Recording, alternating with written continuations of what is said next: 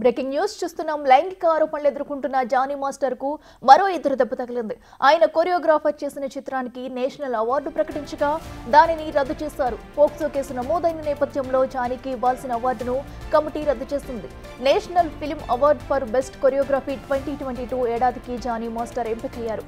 అయితే ఢిల్లీలో award function కోసం మధ్యంతర బెయిల్ కోసం అప్లై చేశారు. ఈ నెల 8న అవార్డు తీసుకోవాల్సి ఉండగా అవార్డు రద్దుతో బెయిల్ రద్దు అంశంపై సందిగ్ధం నెలకొంది.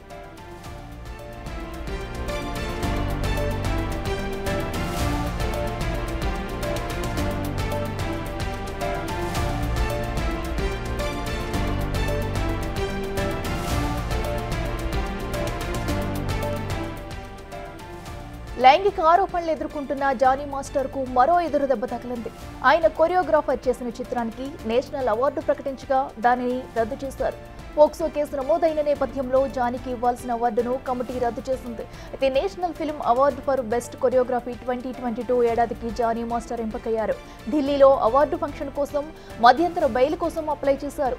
ఈ నెల 8న అవార్డు తీసుకోవాల్సి ఉండగా అవార్డు రద్దుతో బెయిల్ రద్దు అంశంపై సందిగ్ధం నెలకొంది.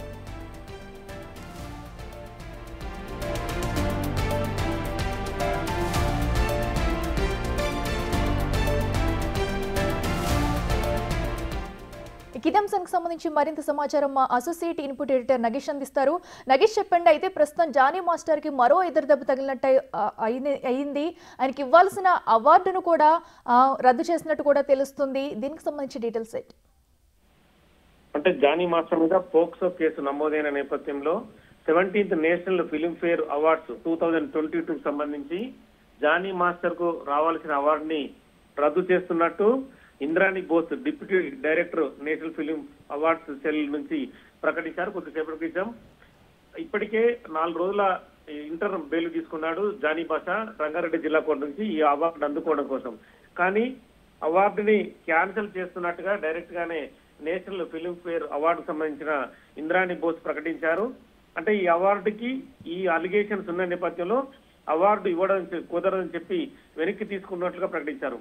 అంటే ప్రతి 2 సంవత్సరాలకి ఈ అవార్డు ప్రకటిస్తారు. 2022లోనే షేక్ జానీ బాషా ఫర్ ద ఈ ఏదైతే తిరుచి ఉరాబినియన్ అని అంటే దానికి సంబంధించిన ఫిలిం సంబంధించిన అవార్డుకు ప్రకటించారు. కానీ invitation extended to Shaik Jani Basha అని చెప్పి 17th national film award function అని చెప్పి వీళ్ళు ఇప్పటికే వీళ్ళకు లెటర్ పంపించారు. కానీ ఆ లెటర్ ని వెనక్కి తీసుకుంటున్నట్టుగా ప్రస్తుతము కమిటీ ప్రకటించింది. పోక్సో కేసు నమోదైన నేపథ్యంలోనే వెనక్కి తీసుకుంటున్నట్టుగా క్లియర్ గా చెప్పారు. న్యూఢిల్లీలో అవార్డు ఫంక్షన్ కోసం మధ్యంతర బెయిల్ పొందిన జానీ బాషా అవార్డు రద్దు చేయడంతో బెయిల్ పైన ప్రస్తుతం కూడా సందిగ్ధం నెలకొంది.